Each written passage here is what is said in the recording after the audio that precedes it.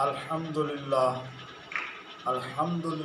وحدہ والصلاة والسلام علی من لا نبی بعد اما بعد قال اللہ تبارک و تعالی فی الکلام المجید والفرقان الحمید اعوذ باللہ من الشیطان الرجیم بسم اللہ الرحمن الرحیم ما کان محمد نبا احد من رجالکم ولکن رسول اللہ وخاتم النبیین وکان اللہ بکل شیء علیما صدق اللہ مولانا العظیم وبلغنا رسولہ النبی الکریم الامین۔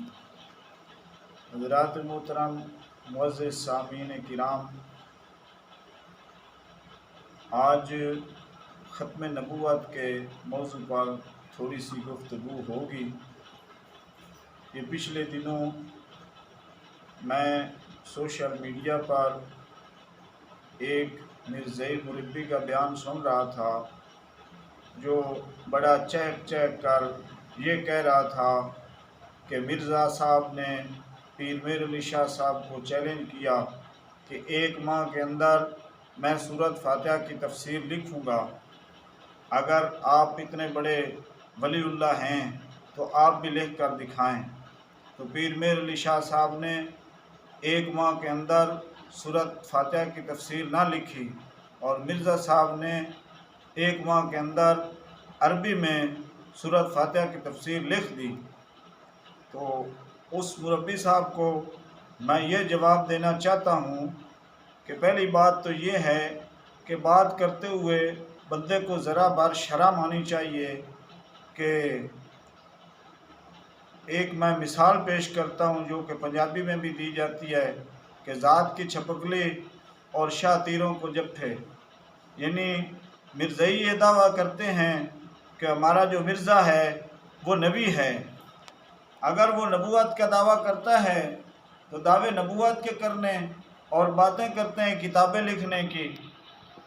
میں اس مربی سے اور بشمول مرزا مسرور سے یہ پوچھنا چاہتا ہوں کہ آج تک وہ ثابت کریں کہ کسی نبی نے کوئی ایک بھی کتاب لکھی ہو یا کسی آیت کی کوئی تفسیر لکھی ہو تو وہ یہ بتا دیں۔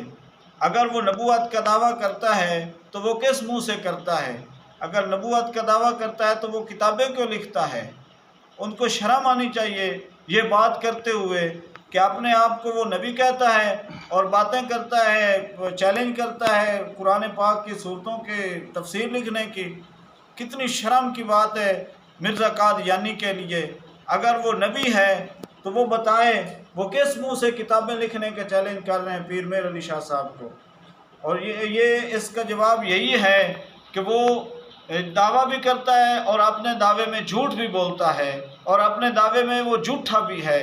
اور اس مربی صاحب کو سوچنا چاہیے کہ سوشل میڈیا پر افراتفری پھیلا کر لوگوں کا ذہن خراب کر رہا ہے۔ اللہ تعالی ہمیں عمل کی توفیق عطا فرمائے۔